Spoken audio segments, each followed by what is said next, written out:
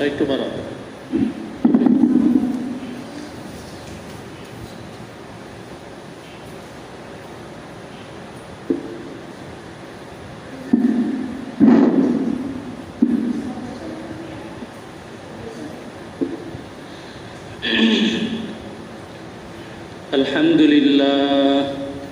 الحمد لله نحمده ونستعينه ونستغفره ونؤمن به ونتوكل عليه ونعوذ بالله من شرور أنفسنا ومن سيئات أعمالنا من يهده الله فلا مضل له ومن يضلله فلا هادي له ونشهد أن لا إله إلا الله وحده لا شريك له ونشهد أن سيدنا ومولانا محمدا عبده ورسوله أما بعد فقد قال الله تبارك وتعالى في كلامه المجيد وفرقانه الحميد أعوذ بالله من الشيطان الرجيم بسم الله الرحمن الرحيم والعصر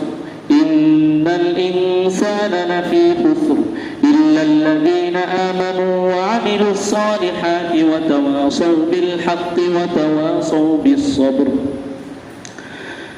আলহামদুলিল্লাহ, আল্লাহ তাআলার অসংখ্য অগণিত শুকরিয়া এবং কৃতজ্ঞতা যে মহান আল্লাহ রাব্বুল আলামিন পবিত্র জুমার দিন তার মহান হুকুম জুমার নামাজ আদায়ের জন্য তার ঘর মসজিদে আসার বসার কিছু কথা বলার এবং শোনার জন্য তৌফিক দান করেছেন। এই জন্য আমরা সকলেই অন্তরের অন্তঃস্থল থেকে শুকরিয়া আদায় করে বলি আলহামদুলিল্লাহ। মুহতারাম হাজিরিন, আজকে আমরা পবিত্র কোরআনের একেবারে ছোট্ট একটি সূরা, 3 আয়াত বিশিষ্ট একটি সূরা সূরাতুল আসরের সংক্ষিপ্ত তাফসীর করব ইনশাআল্লাহ।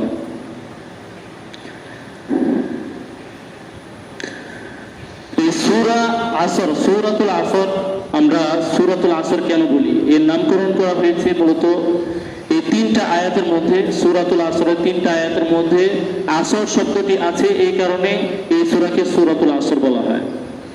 এরকম পবিত্র কোরআনের মধ্যে অনেকগুলো সূরা আছে, যেরকম সূরাতুল বাকারা।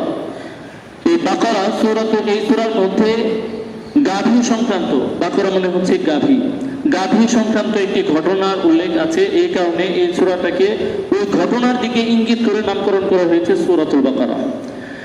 তেমনি ভাবে সূরাতুল আসর, ওয়াল আসর, প্রথম আয়াতের মধ্যেই আসর শব্দটি আছে, এই কারণে এই সূরাকে সূরাতুল আসর বলা হয়।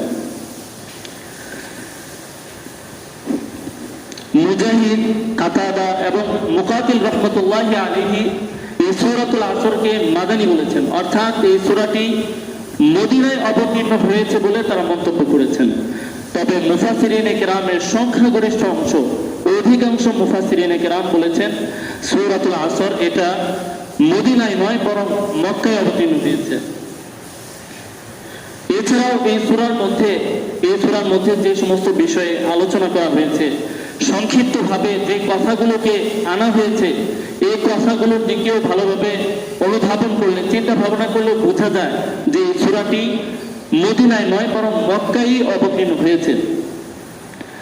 এই সূরার মধ্যে মহান আল্লাহ রাব্বুল আলামিন অত্যন্ত সংক্ষিপ্ত আকারে, একেবারে সংক্ষিপ্তভাবে মানুষের সফলতা বিফলতা কোন জিনিসের মধ্যে আছে সেই জিনিসটা আল্লাহ তাআলা উল্লেখ করে দিয়েছেন একেবারে অল্প কথায়। 3 আয়াতের মধ্যে গোটা মানব জাতি কোন কাজ করলে তারা সফল হবে আর কোন কাজ করলে তারা ক্ষতিগ্রস্ততার মধ্যে নিপতিত হবে, এই কথাগুলো আল্লাহ তাআলা বলে দিয়েছেন।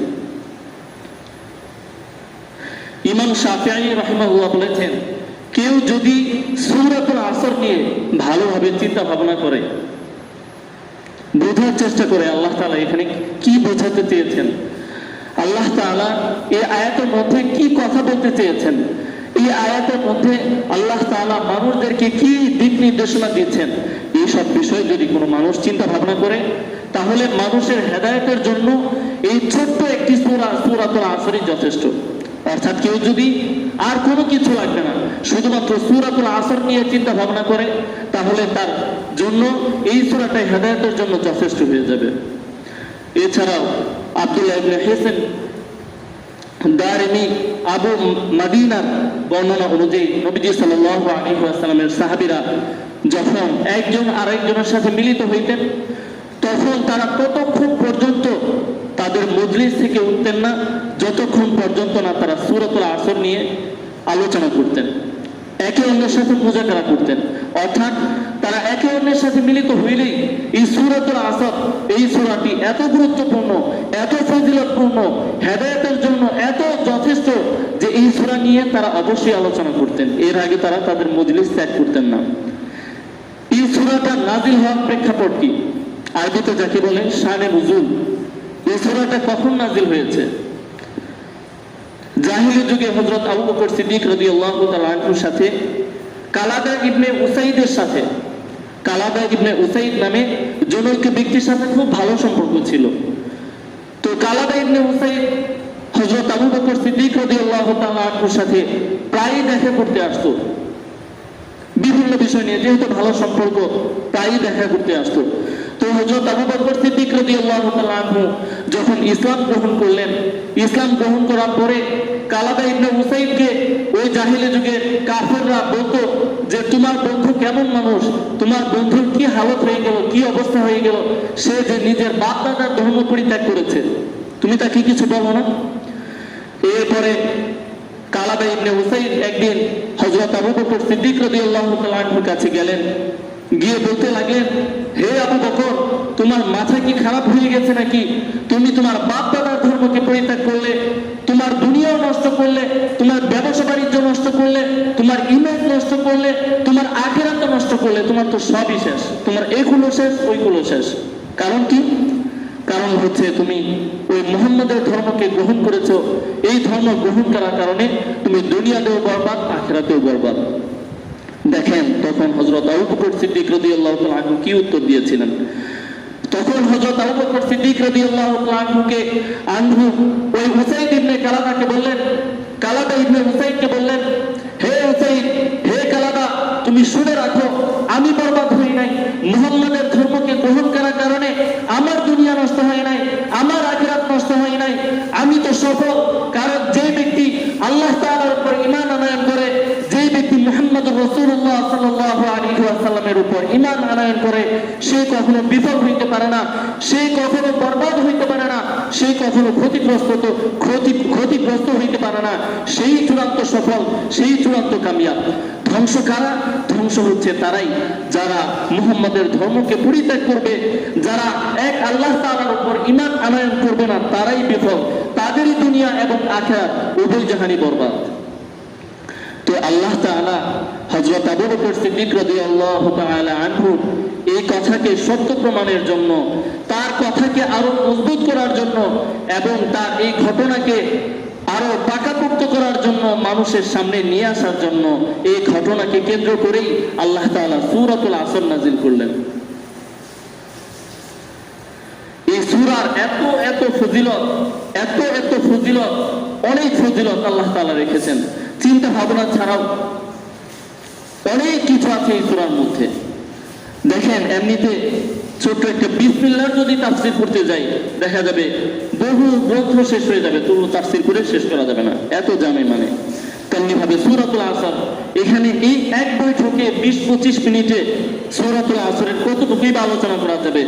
এই সূরাতুল আসরের যদি তাফসীর করতে যাই, এই সূরাতুল আসরের যদি হক আদায় করে যথার্থভাবে যদি তাফসীর করা হয়, তাহলে অনেক অনেক বড় বড় গ্রন্থ শেষ হয়ে যাবে, তবুও তাফসীর করা শেষ হবে না। এটাই কোরআনের বড় মুজিজা যে আল্লাহ তাআলা ছোট্ট একটা শব্দ বলেন, কিন্তু এই শব্দের মধ্যে এত অর্থ নিহিত থাকে বলার বাহিরে। আল্লাহ তাআলা দেখেন এই সূরাতুল আসরের মধ্যে কি বলেছেন। সূরাতুল আসরের মধ্যে আল্লাহ তাআলা বলেছেন, ওয়াল আসর ইন্নাল ইনসানা লাফি খুসর ইল্লাল্লাযীনা আমানু ওয়া আমিলুস সালিহাতি ওয়া তাওয়াসাউ বিল হাক্কি ওয়া তাওয়াসাউ বিস সবর। এখানে এই যে সূরাতুল আসর, ওয়াল আসর, ইবনে আব্বাস রাদিয়াল্লাহু তাআলা আনহু বলেছেন, আল্লাহ তাআলা এখানে আসর মানে কি? আসর মানে হচ্ছে জামানা, সময়। ইবনে আব্বাস রাদিয়াল্লাহু তাআলা আনহু বলেছেন, এখানে আল্লাহ তাআলা জামানার বা সময়ের কসম খাওয়ার কারণ হইল চিন্তাশীল মানুষ যারা আছে, যারা খুব চিন্তা ভাবনা করে, দুনিয়ার বিভিন্ন জিনিস নিয়ে চিন্তা ভাবনা করে, যে আসমানটা কিভাবে দাঁড়িয়ে আছে খুঁটিবিহীন, অথচ আমরা একটা ঘর বানাইতে গেলে কতগুলো খুঁটি দিতে হয়। এই গাছগাছালি আমরা একটা বীজ বপন করি, এই বীজ থেকে কিভাবে একটা গাছ হয়, সবুজ শ্যামল বিশাল বড় গাছ হয়ে যায়, এটা কিভাবে হয়। আমরা ধান লাগাই, ধান লাগানোর পরে সামান্য ছোট্ট ছোট্ট চারা লাগাই, হালি লাগাই, যেটাকে আমরা হালি বলি। এই হালি লাগানোর পরে কতগুলা ধান হয় ওইখান থেকে, এগুলো কিভাবে হয়। এই মানুষ কিভাবে একজন মানুষ তৈরি হয়ে যায় মাতৃগর্ভে, এগুলো নিয়ে যারা চিন্তা করে, যারা চিন্তাশীল মানুষ আছে, তাদের জন্য এই আল্লাহ তাআলা যে সূরাতুল আসরের মধ্যে ওয়াল আসর বলে সময়ের কসম খেয়েছেন, এই কসমটা, এই আসর শব্দটা তাদের জন্য শিক্ষণীয় একটা বিষয়। ইবনে কিসান রাহিমাহুল্লাহ বলেছেন, এখানে সূরাতুল আসরের মধ্যে ওয়াল আসর, এই আসর শব্দ দ্বারা উদ্দেশ্য হলো রাত আর দিন। বিখ্যাত তাবেঈ হাসান বসরি রাহিমাহুল্লাহ বলেছেন, আসর দ্বারা উদ্দেশ্য হলো দ্বিপ্রহর থেকে সূর্যাস্ত পর্যন্ত সময়, এই পুরা সময়টাকে আসর বলা হয়। এমনি ভাবে কাতাদা রাহিমাহুল্লাহ বলেছেন, দিনের শেষ মুহূর্তকে আসর বলা হয়, দিনের শেষ মুহূর্তকে আসর বলা হয়। ওয়াল আসর, আল্লাহ তাআলা বলছেন সময়ের কসম, যাই হোক সময়ই তো, রাত বলি আর দ্বিপ্রহর বলি, দিনের শেষ সময় বলি, শেষ এটার অর্থ কি দাঁড়ায়, আসর দ্বারা অর্থ দাঁড়ায় হচ্ছে সময়। আল্লাহ তাআলা এখানে সময়ের কসম খেয়েছেন। ইমাম রাজি রাহিমাহুল্লাহ বলেন যে আল্লাহ তাআলা এত বড় একজন জাত, এত বড় একজন সত্তা, এত বড় একজন সত্য হওয়ার পরেও, তিনি নিজে এত বড় হওয়ার পরেও তিনি সময়ের কসম কেন খাইলেন, এই বিষয়টা আমার বুঝে আসছিল না। তো একবার যখন আমি একটা বাজারে গেলাম, সন্ধ্যা হয়ে গেছে, বাজারে যাওয়ার পরে দেখলাম একটা লোক বরফ বিক্রি করতেছে, একটা লোক বরফ বিক্রি করতেছে। তো সন্ধ্যা হয়ে গেছে, তার বরফ গলে গলে শেষ হয়ে যাইতেছে। ওই লোকটা অন্য মানুষদেরকে, ক্রেতাদেরকে ডেকে ডেকে বলতেছে, হে আমার ভাইয়েরা, তোমরা আমার বরফগুলো ক্রয় করে নাও, কারণ এই বরফই হচ্ছে আমার মূল পুঁজি। এই বরফ যদি গলে গলে শেষ হয়ে যায়, এরপরে পরের দিন আর আমি কোনো কিছু বিক্রি করতে পারবো না, আমার পকেটে আর কোনো টাকা থাকবে না, তখন আমার না খেয়ে থাকতে হবে, অনাহারে থাকতে হবে। এই জন্য তোমরা আমার উপর দয়া করো, আমার এই বরফগুলোকে ক্রয় করে নাও। ইমাম রাজি রাহিমাহুল্লাহ বলেন, যখন আমি ঘটনাটা দেখলাম তখন আমার চোখ খুলে গেল। তখন এই সূরাতুল আসরের মধ্যে আল্লাহ তাআলা সময়ের কসম কেন খাইলেন, এই বিষয়টা আমার বুঝে আসলো, যে সময়টাও তো এমন জিনিস, সময়টাও তো এমন বিষয়, যে এই সময় মানুষকে আল্লাহ তাআলা যে হায়াত দিয়েছেন, যে জীবন দিয়েছেন, ছোট্ট একটা সময় দিয়েছেন, এই সময়টা যখন শেষ হয়ে যাবে তখন এই সময়টা আর ফেরত আসবে না। অর্থাৎ এই সময়টা হচ্ছে মানুষের মূল পুঁজি, বরফের মতো মূল পুঁজি। এই পুঁজিটা যদি শেষ হয়ে যায়, আর যদি সে কোনো কিছু কামাই না করে, কোনো আমল যদি সে না করে, তাহলে তার দুনিয়াও বরবাদ, আখিরাতও বরবাদ। আল্লাহ তাআলা সূরাতুল আসরের মধ্যে এই কারণেই আসর দ্বারা সময়ের কসম খেয়েছেন। এরপরে দেখেন আল্লাহ তাআলা কি বলছেন, ইন্নাল ইনসানা লাফি খুসর, নিশ্চয় সমস্ত মানুষ ক্ষতিগ্রস্ততার মধ্যে রয়েছে। এখানে যে খুসর শব্দটি রয়েছে, খুসরিন, এখানে যে তানবিন দেওয়া আছে, দুই যে তানবিন, এই তানবিনটা তানবিন আযীম, তানবিন আযমত, অর্থাৎ এটা মূল পুঁজি বোঝায়। অর্থাৎ কারো যখন মূল পুঁজি, নিজের ভিত্তিটাই শেষ হয়ে যায়, তখন বলা হয় খুসর, সে খসরাতের মধ্যে আছে, সে ক্ষতির মধ্যে আছে। তো আল্লাহ তাআলা দেখেন এখানে দুইটা তাকিদের সাথে বলছেন, ইন্নাল ইনসানা লাফি খুসর। একে তো ইন্না শব্দ নিশ্চয়ই, লাফি অবশ্যই, এখানে দুই তাকিদের সাথে আল্লাহ তাআলা বলছেন নিশ্চয়ই সমস্ত মানুষ ক্ষতিগ্রস্ততার মধ্যে রয়েছে, সমস্ত মানুষ ক্ষতির মধ্যে রয়েছে। তবে চারটা সিফাত তাদের মধ্যে থাকবে, চারটা বৈশিষ্ট্য যারা অর্জন করবে, চারটা গুণ যারা অর্জন করবে, তারা ক্ষতির মধ্যে নাই। দেখেন এখানে আল্লাহ তাআলা তো আমাদের পালনকর্তা, সৃষ্টিকর্তা, আল্লাহ তাআলা আমাদের রিজিক দাতা, আল্লাহ তাআলা আমাদের সবকিছু দান করছেন, আল্লাহ তাআলাই আমাদেরকে জীবন দিয়েছেন, আল্লাহ তাআলাই আমাদেরকে পালন করছেন সবকিছু। অসুখ হইল কে ভালো করে ভাই? আল্লাহ তাআলা ভালো করে। যত নিয়ামত আমরা ভোগ করতেছি সবকিছু আল্লাহ তাআলা দেওয়া। আমরা যত কিছু দেখেন, মানুষকে আল্লাহ তাআলা বানাইছেন, মানুষ ছাড়া যত যা কিছু আছে সবকিছুকে মানুষের সেবার জন্য বানাইছেন। আমাদেরকে বানাইছেন আল্লাহ তাআলার ইবাদত করার জন্য, আর সমস্ত মাখলুককে বানাইছেন আমাদের সেবা করার জন্য। সে আল্লাহ তাআলা বলতেছেন যে সমস্ত মানুষ ক্ষতিগ্রস্ততার মধ্যে রয়েছে। আর চারটা সিফত যাদের মধ্যে থাকবে তারা ক্ষতির মধ্যে নাই। আল্লাহ তাআলা যেহেতু এই কথা বলেছেন, এটাই চূড়ান্ত, এটাই বিশ্বাস করতে হবে যে আল্লাহ তাআলা যেহেতু বলেছেন যে সমস্ত মানুষ ক্ষতির মধ্যে আছে, তার মানে সত্যি ক্ষতির মধ্যে আছে, সত্যি ক্ষতির মধ্যে আছে। মানুষকে আল্লাহ তাআলা মূল পুঁজি দিলেন সময়, মানুষ সেটাকে ব্যয় করছে, নষ্ট করছে কিসের পেছনে? দুনিয়া কামাইয়ের পেছনে। মানুষ মনে করতেছে আজকে আমি নামাজ পড়বো, এই নামাজ পড়ার ব্যবসা বাদ দিয়ে নামাজ পড়বো, তো আমার ব্যবসা করবে কে? কাস্টমার এসে ফেরত যাবে, সময়টা আমার নষ্ট হবে। সে এরকম ধারণা করে সময়কে নষ্ট করতেছে, মূল পুঁজিকে নষ্ট করতেছে। আজান হয়ে যায়, নামাজে আসে না, কারণ কি? আমার এই ক্ষেতের কাজ ফেলাই দিয়ে আমি মসজিদে যাব, আমার এই কাজ কে করে দিবে? এইভাবে মূল পুঁজি আল্লাহ তাআলা যে তাকে সময়টা দিয়েছেন, এইভাবে সবকিছু নষ্ট করে দিচ্ছে।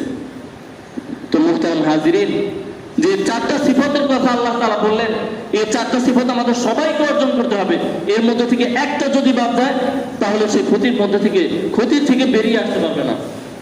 সেই চারটা সিফত কি? আল্লাহ তাআলা বলছেন ইল্লাল্লাযীনা আমানু, যারা ঈমান আনয়ন করবে, ওয়া আমিলুস সালিহাত, এবং পাশাপাশি ঈমানের পাশাপাশি নেক কাজ করবে, ওয়া তাওয়াসাউ বিল হাক্কি, এবং সৎ কাজের আদেশ দিবে, ওয়া তাওয়াসাউ বিস সবর, এবং ধৈর্যের নসিহত করবে, ধৈর্যের উপদেশ দিবে। এই চারটা সিফত যাদের মধ্যে থাকবে কেবল তারাই ক্ষতির মধ্যে নাই, আর এই চারটা সিফত যাদের মধ্যে থাকবে না তারা সবাই ক্ষতির মধ্যে আছে। এখন আপনি আমি মিলায় দেখি যে আমরা এই ক্ষতির মধ্যে আছি কিনা। আমরা তো বলবো যে ঈমান আনয়ন করছি আমরা কিভাবে? আমরা বিশ্বাস করি আল্লাহ তাআলা এক। এখানে দেখেন পবিত্র কোরআনের অন্যতম একটা বৈশিষ্ট্য এটা। আল্লাহ তাআলা কি বলছেন? ওয়াল আসরি ইন্নাল ইনসানা লাফি খুসরি ইল্লাল্লাযীনা আমানু ওয়া আমিলুস সালিহাতি। আমানু শব্দের পরে ওয়াও আছে, আমরা বাংলাতে ব্যবহার করি। আমি এবং রাশেদ বাজারে গিয়েছি, তার মানে কি বোঝায়? আমি এবং রাশেদ দুইজন একসাথে বাজারে গেছি, তাই তো বোঝায়? তাই বোঝায় না? তাই কিন্তু বোঝায়। আমি এবং রাশেদ বাজারে গিয়েছি মানে আমি আর রাশেদ দুইজন একসাথে বাজারে গিয়েছি। আমি একা বাজারে যায় বসে আছি, রাশেদ যায় নাই, এরকম না।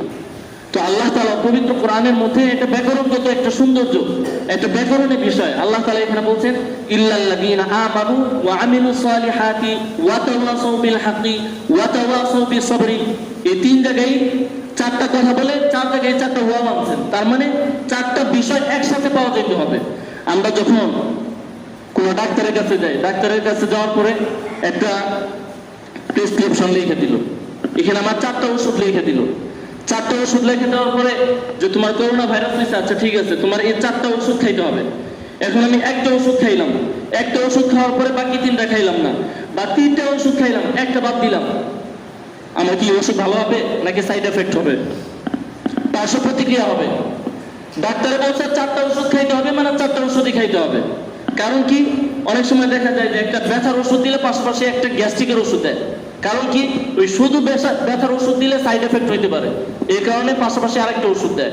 তো আল্লাহ তাআলা পবিত্র কোরআনের মধ্যে যে বলছেন ইল্লাল্লাযীনা আমানু, এখন আমি শুধু ঈমান আনলাম, মুখে মুখে বললাম আল্লাহ তাআলা এক, এটা আমি বিশ্বাস করি, হযরত মুহাম্মদ সাল্লাল্লাহু আলাইহি ওয়াসাল্লাম আল্লাহ তাআলার রাসূল, এটাও আমি বিশ্বাস করি, কিন্তু আমার মধ্যে আমলে সালেহ নাই, নেক কাজ নাই। আল্লাহ তাআলা নামাজ পড়তে বলেছেন, আমি নামাজ পড়ি না। আল্লাহ তাআলা আমার উপর রোজাকে ফরজ করছেন, আমি রোজা রাখি না। আল্লাহ তাআলা আমার উপর হজকে ফরজ করছেন, আমি হজ করি না। যাকাতকে ফরজ করেছেন, যাকাত দেই না। আমার পাড়া প্রতিবেশী যারা আছে, আত্মীয় স্বজন যারা আছে, তাদের হুকুক, তাদের অধিকার, তাদের পাওনাকে আদায় করার কথা বলেছেন আল্লাহ তাআলা, তাদের হককে আমি আদায় করি না, তাদের পাওনাকে আদায় করি না। এমনি ভাবে যত ইবাদত আছে, যে সমস্ত নির্দেশ আল্লাহ তাআলা আমাকে দিয়েছেন, ওই সমস্ত নির্দেশ আমি পালন করি না, অথচ আমি বলতেছি আমি ঈমান আনছি, ওই ঈমান কোনো কাজে আসবে না, ওই ঈমান কোনো কাজে আসবে না। আমরা যারা ধারণা করে বসে আছি আল্লাহ তাআলাকে তো মানি, আমার ঈমান আমার ভিতরে আছে, সুতরাং আখিরাতে পার পেয়ে যাবো গা, কোশ্চিন গেলেও না, কি না, কোশ্চিন গেলেও না। কবরে যাওয়ার পরেই আল্লাহ তাআলা আমাদের হিসাব নেবেন, যে তোমার যে 30 বছরে, তোমাকে 40 বছরের, 50 বছরের, 60 বছরের, 70 বছরের জীবন দিয়েছিলাম, এর মধ্যে প্রত্যেকদিন 5 ওয়াক্ত করে নামাজ হয়, তুমি বালক হইছো 15 বছর বয়সে, 15 বছর বয়স থেকে হিসাব করেন, প্রত্যেকদিন 5 ওয়াক্ত নামাজ যদি আপনি কাজা করে থাকেন, কি পরিমাণ নামাজ কাজা করছেন? প্রত্যেক ওয়াক্তে নামাজের হিসাব দিতে হবে। আমি আপনি বলতেছি যে আমার মধ্যে তো ঈমান আছে, এই ঈমান কি আসবে না? কোনো কাজে আসবে না, কোনো কাজে আসবে না যদি আমলে সালেহ না থাকে। আমলে সালেহ আছে, আমি নিজে আমল করি, ঈমান আছে, পাশাপাশি আমলে সালেহও আছে।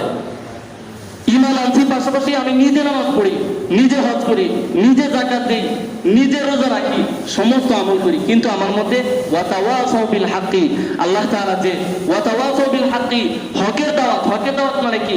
এখানে বিভিন্ন তাফসীর মুফাসসিরিনে কিরাম বিভিন্ন অর্থ করেছেন। হক মানে কোন মুফাসসিরিনে কিরাম বলেছেন হক মানে হচ্ছে পবিত্র কোরআন, অর্থাৎ মানুষের মাঝে পবিত্র কোরআনের দাওয়াত দিতে হবে। এখন যদি আপনি কোরআনের দাওয়াত দিতে যান, তাহলে কি আপনার কোরআন পড়তে হবে না? কোরআন তো আগে আপনার নিজের জানা থাকা লাগবে, এরপর আপনি আরেকজনকে কোরআনের দাওয়াত দিবেন। আল্লাহ তাআলা কোরআনের মধ্যে কি বলছেন, কোন কাজ করতে বলেছেন, কোন কাজ থেকে নিষেধ করেছেন, এটা বুঝতে হলে আপনার কি করতে হবে? নিজের কোরআন পড়তে হবে, নিজে পড়তে হবে, নিজে অর্থ জানতে হবে, এরপরে না আরেকজনকে দাওয়াত দিতে পারবেন। মুসলমান হিসেবে এটা আল্লাহ তাআলা কি বলছেন? নবীজি সাল্লাল্লাহু আলাইহি ওয়াসাল্লাম বলেছেন, প্রয়োজন পরিমাণ নিজে চলতে গেলে, নিজের পরিবারকে বাঁচাইতে গেলে যেই পরিমাণ ইলম দরকার, যেই পরিমাণ ইলমে ওয়াহী নিজের ভিতরে থাকা দরকার, কোরআনে এলেন যেই পরিমাণ দরকার, নিজে চলতে গেলে, আরেকজনকে চালাইতে গেলে ওই পরিমাণ শিক্ষা করা সবার উপর ফরজ। ফরজ মানে কি? ফরজ থেকে ফরজে আইন মানে কি? এই কাজটা আপনাকে করতেই হবে। আপনার যেরকম বাঁচতে গেলে, জীবন বাঁচাইতে গেলে খাবার খাইতে হয়, খাবার না খাইলে কেউ বাঁচে না, তেমনি ভাবে আপনি যদি আখিরাতে পার পাইতে চান, জাহান্নাম থেকে মুক্তি পেয়ে জান্নাতে যাইতে চান, তাহলে আপনাকে এই কোরআন শিখতেই হবে। আপনি বলবেন যে নামাজ পড়তে গেলে যে পরিমাণ কোরআন শিখ লাগে, 10টা সূরা শিখছি, 10টা সূরা মুখস্থ করছি, চলবে না হুজুর? কি হবে না? চলবে না। সুযোগ কতক্ষণ পর্যন্ত আছে যে 10 সূরা দিয়ে আপনি নামাজ চালাইতেছেন, শর্ত হইল পাশাপাশি কোরআনকে শিখতেছেন। এই শিখা অবস্থায় যদি আপনার মৃত্যু হয়ে যায়, তাহলে আশা করা যায় আল্লাহ তাআলা মাফ করে দিবেন। কিন্তু আপনি সূরা পড়েন 2টা কোনো মতো, এই 2টা সূরা পড়ার পরে ভাবতেছেন যে নামাজ পড়তে গেলে 4 রাকাত নামাজ হইল, 2টা সূরা হইলেই যথেষ্ট, এখন আমি এই 2টা সূরা পারি, বাস নামাজ চালাই দিলাম, চলবে না। আল্লাহ তাআলা ধরবেন যে এই কোরআন, পবিত্র কোরআন হচ্ছে মানব জীবনে চলতে গেলে যা কিছু, যত ধরনের সমস্যা আসবে, সমস্ত সমস্যার সমাধান হচ্ছে কোরআনের মধ্যে। এই কোরআন যদি আপনি ভালোভাবে না জানেন, কোন সমস্যার কি সমাধান, এটা আপনি কিভাবে জানবেন? আল্লাহ তাআলা কালকে আমাদের ময়দানে বলবেন, তোমাকে একটা চিঠি দিয়েছিলাম, যেটা আমার কালাম, খায়রুল কালামি কালামুল্লাহ, সর্বোত্তম কথা হচ্ছে আল্লাহ তাআলার কথা। আল্লাহ তাআলার কথা কোনটা? পবিত্র কোরআন আল্লাহ তাআলার কালাম, আল্লাহ তাআলার কথা। এই কথাগুলোকে, এই চিঠিগুলোকে আমরা পারলাম না, পড়তে পারলাম না, এই চিঠির কি দাম? আগের জামানায় যখন মোবাইলের যুগ ছিল না, তখন একজন মানুষ আরেকজন মানুষের কাছে কি করতো? চিঠি পাঠাইতো। ধরেন আপনার আর 50 বছর পেছনের দিকে যান, 70 বছর যান, তখন মোবাইল ছিল না, চিঠি পাঠাইতেন। আপনার একটা সন্তান ঢাকায় থাকে, চাকরি বাকরি করে, ঢাকা থেকে চিঠি পাঠাইছে, পরিবারের মধ্যে কেউ ওই চিঠি পড়তে পারেন না, এই চিঠির কি ফায়দা? কোনো ফায়দা আছে? আল্লাহ তাআলা আপনার পরিবারের মধ্যে কোরআন পাঠাইলেন, পরিবারের কোনো সদস্য কোরআন পড়তে পারেন না, কোরআনের অর্থ জানেন না, তো আল্লাহ তাআলা এই যে চিঠি পাঠাইলেন আপনার কাছে, একটা পয়গাম দিলেন, এর কি মূল্য থাকলো? দেখেন আজকে মানুষ সব কিছু পড়তে পারে, ইংরেজি পারে ভালো, গণিত পারে ভালো, বাংলা ভালো পারে, সবকিছু ভালো পারে, বিজ্ঞান ভালোভাবে শিখতেছে, কিন্তু কোরআন পারে না, পারে না। এর মানে কি? মানে হচ্ছে তার কাছে কোরআনে গুরুত্ব নাই। গুরুত্ব আছে? গুরুত্ব নাই। কেউ বিদেশ যাইতে গেলে কোরিয়ান ভাষা শিখে, আরবি ভাষা শিখে, ইংরেজি ভাষা শিখে, কারণ কি?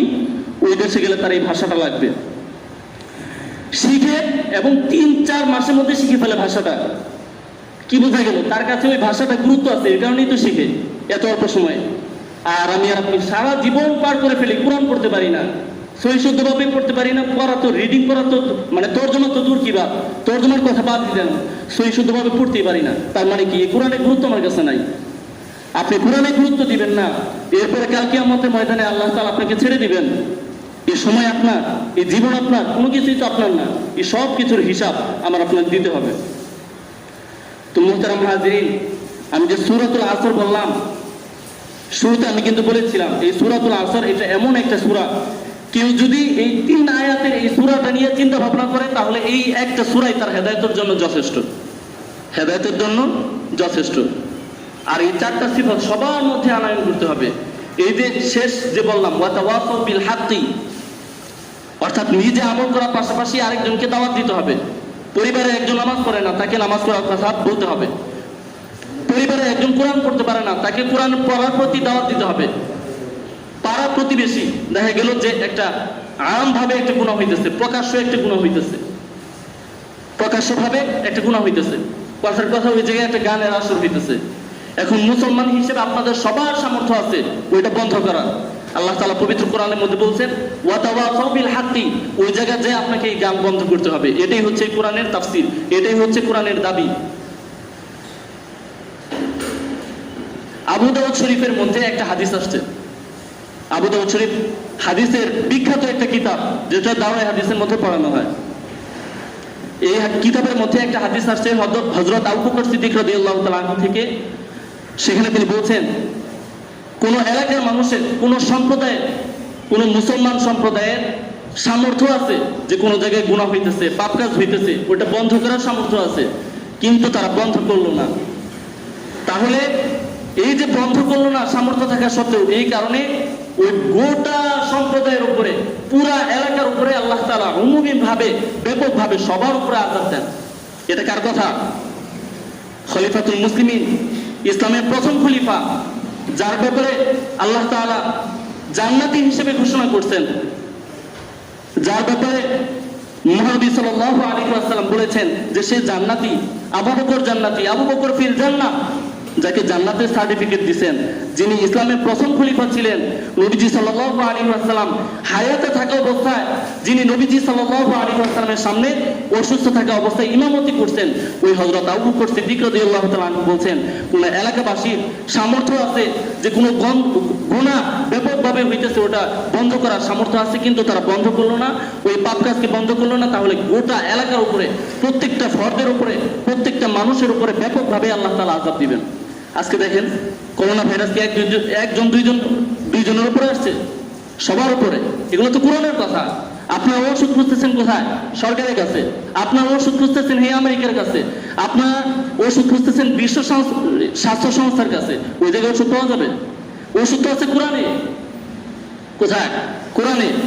হাদিসের মধ্যে আছে যখন মানুষ ব্যাপকভাবে জিনার কাজ করতে থাকে, গুনাহের কাজ করতে থাকে, তখন আল্লাহ তাআলা ব্যাপকভাবে সবার উপর আযাব দেন। এই করোনা ভাইরাস এটা কি? এটা ব্যাপকভাবে আযাব। এটা যদি দুনিয়ার কোনো সৃষ্টি হইতো মানুষ এটা দূর করতে পারতো, কিন্তু এটা সৃষ্টিকার আল্লাহ তাআলা। আল্লাহ তাআলা আযাব দিয়েছেন। এই কারণে এই সমস্ত জিনিস থেকে মুক্তি পাইতে চাইলে কোরআনের দিকে ফিরে যেতে হবে। মুসলমানদের জন্য সবচেয়ে বড় আফসোস, জামানা যত দূরবর্তী হয়েছে, আল্লাহ রাসূল সাল্লাল্লাহু আলাইহি ওয়াসাল্লামের জামানা থেকে আমরা যত দূরে আসছি এবং কোরআন থেকে যত দূরে সরে গেছি, মুসলমানরা মাইর খাইছে, মুসলমানরা লাঞ্ছিত হয়েছে, মুসলমানদের রক্ত ঝরছে, মুসলমানদের আলেমরা নিহত হয়েছে, সবকিছু হয়েছে কোরআন থেকে দূরে সরার কারণে। কোরআন থেকে দূরে সরার কারণে আজকে মুসলমানরা প্রতিহত করলে কি বলে? জঙ্গি। মুসলমানরা কোনো কথা বলে জঙ্গি। আফগানিস্তানে এ দেখেন দেখাই দিছে না, আমেরিকারে দূর করছে, রাশিয়ারে দূর করছে, সবগুলারে 19 বছরের মধ্যে সবগুলা লেজ গুটিয়ে ফেলাইছে। আগে বলতো জঙ্গি, এখন জঙ্গি বলে, মুখ দিয়ে শব্দ বের করার সাহস হয় না। এটা হচ্ছে কোরআনের শক্তি। যখন কোরআনকে ভালোভাবে একটা ধরবেন, দুনিয়া উল্টে যাক, কাফের মুশরিকরা আপনাকে যাই বলবে, কোরআন আপনাকে যেই কথা বলছে ওই মূল যে চেতনা ওটার দিকে ফিরে থাকতে হবে। আজকে মানুষ দলের কারণে, রাষ্ট্রের কারণে, আন্তর্জাতিক বিভিন্ন মানুষ কি বলবে, আমি যদি কোরআন পড়ি মানুষ আমাকে কি বলবে, আমি যদি পর্দা করি মানুষ আমাকে কি বলবে, এই সমস্ত কথা বলে কোরআন থেকে দূরে সরে যায়। যার কারণে আল্লাহ তাআলা এই সমস্ত আযাবগুলো দিচ্ছেন। দুনিয়ার অন্য মানুষ যাই মনে তাই বলুক, আপনারা মুসলমান হিসেবে আজকে আছেন, 40 বছর গেলে 50 বছর গেলে এমনিতেই মৃত্যুবরণ করবেন। কাফের মুশরিকদের মতো যদি চিন্তা ভাবনা রাখেন, যে কোনো কারণে মুহাম্মদ সাল্লাল্লাহু আলাইহি ওয়াসাল্লামের সুপারিশ পাবেন না। সাহাবায়ে কেরামের চিন্তা ভাবনা কেমন ছিল, তাদের কাজ কেমন ছিল, তাদের আখলাক কেমন ছিল, দুনিয়াবি লেনদেনের ক্ষেত্রে তাদের আচরণ কেমন ছিল, এই সব কিছু ফলো করতে হবে, তাহলেই সফল হবেন, তাহলে এই সমস্ত আযাব থেকে মুক্তি পাবেন। আল্লাহ তাআলা এই সমস্ত কথাগুলো সংক্ষিপ্ত আকারে সূরাতুল আসর সামনে রেখে যে সমস্ত কথাগুলো আমরা বললাম, আল্লাহ তাআলা তা বুঝে আমাকে এবং আপনাদেরকে, মোট কথা এই কথাগুলো যাদের কাছেই পৌঁছাবে তাদের সবাইকে আমল করার তৌফিক দান করুন। আসসালামু আলাইকুম ওয়া রাহমাতুল্লাহি ওয়া বারাকাতুহু। যাদের সুন্নাত পড়া হয় নাই ক্বাবলাল জুমআত 4 রাকাত সুন্নাত পড়ে নিন।